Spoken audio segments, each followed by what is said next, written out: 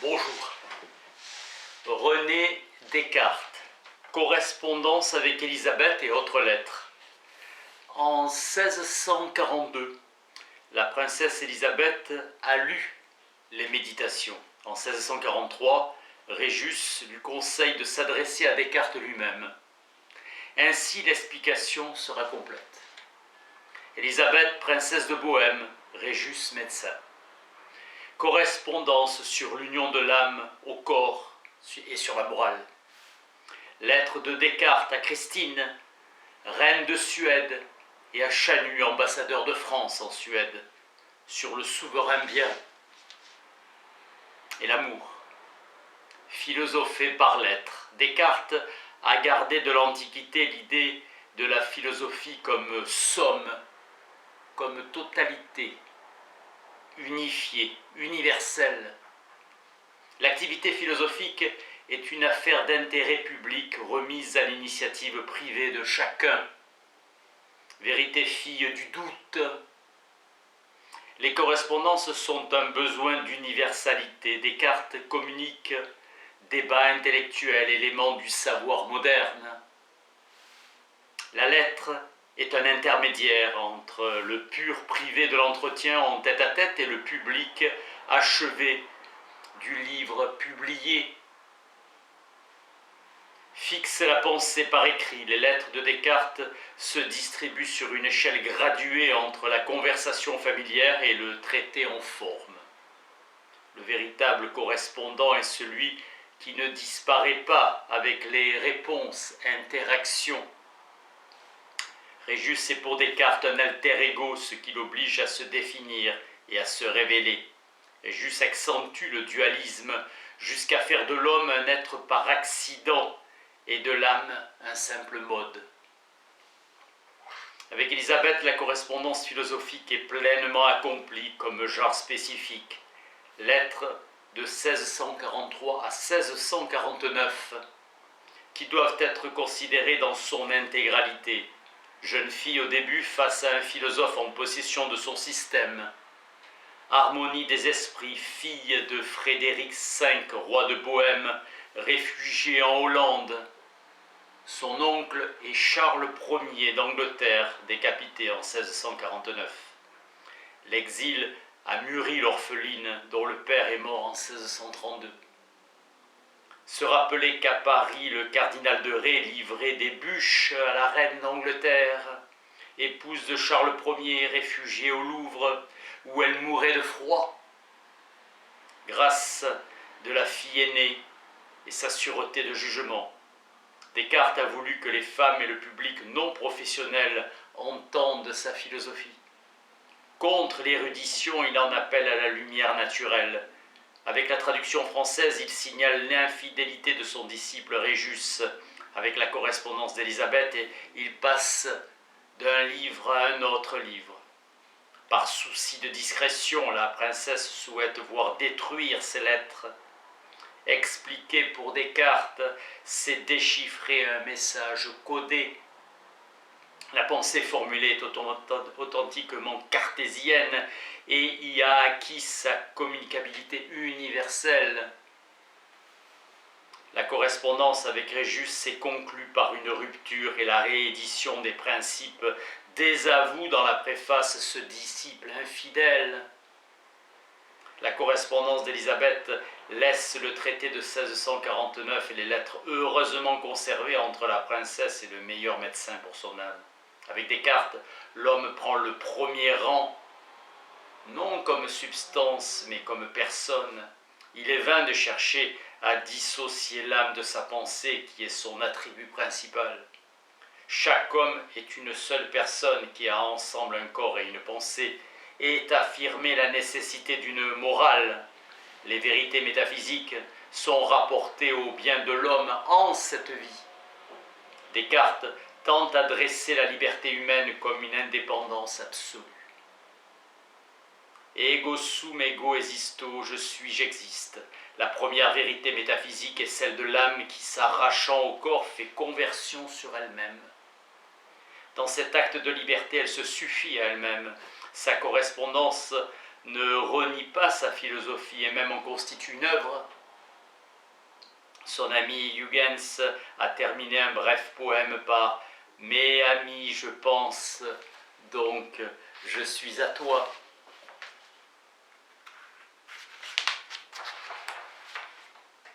Cette correspondance a continué jusqu'à la mort. La volonté ne se porte pas vers le mal que dans la mesure où l'entendement le lui représente comme bon en quelque façon. Tout homme qui pêche est un homme qui ignore. Il suffit de bien juger pour bien faire.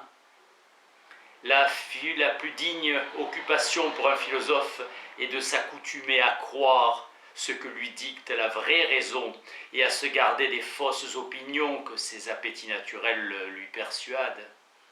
D'une grande lumière dans l'entendement suit une grande inclination dans la volonté. La liberté peut être considérée dans les actions de la volonté. Une plus grande liberté consiste dans une plus grande facilité à se déterminer ou bien dans un plus grand usage de cette puissance. La liberté n'enveloppe aucune indifférence. Les principes de la métaphysique nous donnent la connaissance de Dieu et de notre âme. La construction de notre corps est telle que les mouvements suivent les pensées. Les âmes vulgaires se laissent aller à leurs passions. Les autres ont des raisonnements si forts et si puissants que bien qu'elles aient aussi des passions, leur raison demeure toujours la maîtresse. Ces grandes âmes ont la satisfaction de toutes les choses qui leur arrivent. Examiner ce que les anciens ont écrit et se disposer à les mettre en pratique. Tout le monde veut vivre heureux, et quand il s'agit de voir clairement ce qui rend la vie heureuse, c'est le brouillard. Vivre en béatitude, c'est avoir l'esprit parfaitement content et satisfait. La vertu, la sagesse donnent le souverain contentement. Les honneurs, les richesses et la santé ne dépendent pas de nous.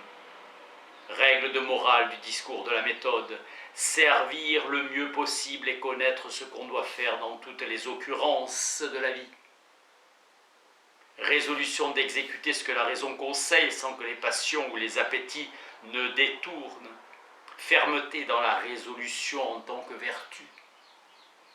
Se conduire selon la raison. Ne pas désirer les biens qui ne sont pas dans ton pouvoir, car le désir, le regret et le repentir empêchent d'être content. Mais si nous faisons toujours tout ce qui nous dicte, tout ce que nous dicte notre raison, nous n'aurons jamais aucun sujet de nous repentir, et si on se trompe, ce n'est pas de notre faute. Toujours suivre le conseil de notre raison et rien omettre de ce qui est en notre pouvoir, maladie et infortune, sont aussi naturels que les prospérités et la santé. Les désirs accompagnés d'impatience et de tristesse empêchent la béatitude. La vertu seule est suffisante pour nous rendre contents dans cette vie. Mais lorsqu'elle n'est pas éclairée par l'entendement, elle peut être fausse, c'est-à-dire que la volonté de bien faire peut nous porter à des choses mauvaises, et nous les croyons bonnes. La plus grande félicité de l'homme dépend de son usage de la raison. L'étude qui sert à l'acquérir est la plus utile, l'occupation est aussi la plus agréable et la plus douce.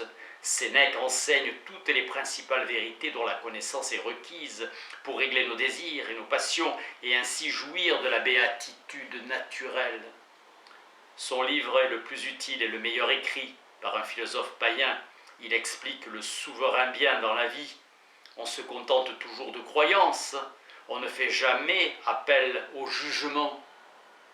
Prendre conseil des plus sages. On guérit à condition de toujours se séparer de la foule, se conformer à la loi de la nature et à son modèle constitue la sagesse, Sénèque. La vie heureuse, c'est l'accord avec sa nature. Vivre selon la nature est heureux celui qui, grâce à la raison, n'a ni désir ni crainte. La vie heureuse trouve sa stabilité dans la rectitude d'un jugement déterminé. Sénèque se disputent contre ceux qui mettent la béatitude en la volonté, à la volupté. Le souverain bien est le but de nos actions. La béatitude consiste au contentement de l'esprit, à avoir une volonté ferme et constante d'exécuter tout ce que nous jugerons être le meilleur et employer notre entendement à le juger. Béatitude qui dépend entièrement de notre libre arbitre, la seule philosophie fait espérer à notre âme un état plus heureux. Aucune chose ne peut nous ôter le moyen de nous rendre heureux pourvu que notre raison ne soit pas troublée. Toutes les actions de notre âme qui nous acquièrent quelque perfection sont vertueuses, les plaisirs qui appartiennent à l'esprit seul. Chaque plaisir se mesure par la grandeur de la perfection qui le produit. La passion nous fait croire que certaines choses soient meilleures qu'elles ne sont. Le vrai office de la raison est d'examiner la juste valeur de tous les biens. La raison examine le bien ou la perfection sur laquelle est fondé ce plaisir, imagination. Le corps est sujet à un changement perpétuel et donc les plaisirs ne durent guère. Les plaisirs de l'âme peuvent être immortels avec un fondement solide. Ainsi, ni la connaissance de la vérité ni la fausse persuasion ne la détruisent. Examiner et considérer sans passion la valeur de toutes les perfections qui peuvent être acquises par notre conduite. Celles du corps sont les moindres. Pour être disposé à bien juger, il faut requérir de la connaissance, de la vérité, et faire preuve d'habitude à ce sujet. Dieu seul sait parfaitement toutes choses. Nous devons nous contenter de savoir les choses à notre usage. Les perfections de Dieu sont infinies, son pouvoir est immense, les décrets infaillibles. Cela nous apprend à recevoir toutes les choses qui nous arrivent. Le vrai objet de l'amour est la perfection. Connaître la nature de notre âme, toujours préférer les intérêts du tout dont on est parti à ceux de sa personne en particulier. Mesure et discrétion. Les plaisirs du corps ne sont jamais si durables que ceux de l'âme. Examiner en particulier toutes les mœurs des lieux où nous vivons, pour savoir jusqu'où elles doivent être suivies. Les vertus sont des habitudes, et avoir une ferme habitude de le croire. Le souverain bien consiste en l'exercice de la vertu et la satisfaction d'esprit. C'est une plus grande perfection de connaître la vérité. La vanité est un vice qui n'appartient qu'aux âmes faibles et basses. Le plaisir de l'âme auquel consiste la béatitude n'est pas inséparable de la gaieté et de l'aise du corps, exercice du corps. Souvent c'est la fatigue et la peine qui en augmentent le plaisir. Dieu a une prescience et une puissance infinie. Le bien est produit par l'action pleine et entière de la cause, le mal est défaillance. De Machiavel, on apprend qu'un prince doit toujours éviter la haine et le mépris de ses sujets, et que l'amour du peuple vaut mieux que les forteresses. Un prince doit tenir sa parole avec ses alliés. Deux sortes de sujets, les grands qui peuvent former des partis contre le prince, et le peuple avec lequel il doit éviter la haine et le mépris pourvu qu'il observe la justice en suivant les lois auxquelles ils sont accoutumés. Ni trop rigoureux aux punitions, ni trop indulgent aux grâces, que le prince ne se remette pas de tout à ses ministres. La santé du corps aide beaucoup à l'esprit, chasser les passions qui participent à la tristesse et donner entrée à celles qui participent de la joie. Lorsque l'esprit est plein de joie, cela sert beaucoup à faire que le corps se porte mieux. La joie intérieure a quelque secrète force pour rendre la fortune plus agréable. La longue fréquentation n'est pas nécessaire pour lier d'étroites amitiés lorsqu'elles sont fondées sur la vertu. Sénèque, la triste mort qu'il se prépare, celui qui, trop connu de tous, meurt sans être connu lui-même. sans s'être connu lui-même. Au lieu de colère, il est juste d'avoir de l'indignation. Lettre de Descartes à Chanu, Egmont, le 1er novembre 1646. Et j'avoue en avoir souvent contre l'ignorance de ceux qui veulent être pris pour doctes. Le cardinal de Cusa et plusieurs autres docteurs ont supposé le monde infini sans qu'ils aient jamais été repris de l'Église pour ce sujet. Au contraire, c'est honorer Dieu que de concevoir ses œuvres fort grands. Descartes dit que le monde est indéfini, seulement indéfini. Dieu seul est infini, une chose est indéfinie quand on ne peut prouver qu'elle ait des bornes. Lettre à Chanu, à La Haye, 6 juin 1647. On peut inférer qu'il doit y avoir des habitants ailleurs qu'en la terre, lorsque les Écritures parlent de la multitude innombrable des anges. Un homme sage ne doit pas se laisser aller entièrement à la passion de l'amour. Le principal bien de la vie étant d'avoir de l'amitié pour quelqu'un. Le souverain bien de tous les hommes est un assemblage de tous les biens, tant de l'âme, du corps et de la fortune. C'est en cela que consistent toutes les vertus. On fait son devoir. Le bon usage du libre arbitre. La vertu ne consiste qu'en la résolution et la vigueur avec laquelle on se porte à faire les choses qu'on croit être bonnes. Chanu Hector Pierre, ambassadeur en Suède, Descartes devint son ami. Zénon de Citium, philosophe grec, 335-264 avant Jésus-Christ, fondateur du stoïcisme, il faisait consister le souverain bien dans la vertu. C'est le cardinal de Bénul qui, en 1627, frappé par une intervention de Descartes, l'exhorte à se consacrer à la philosophie. Il est décidé de fonder une philosophie plus certaine que la vulgaire. En 1633, il apprend la condamnation de Galilée et décide d'ajourner sa publication. Il aura une fille avec Hélène, une servante. Francine sera baptisée à l'église réformée en 1635, morte en 1640.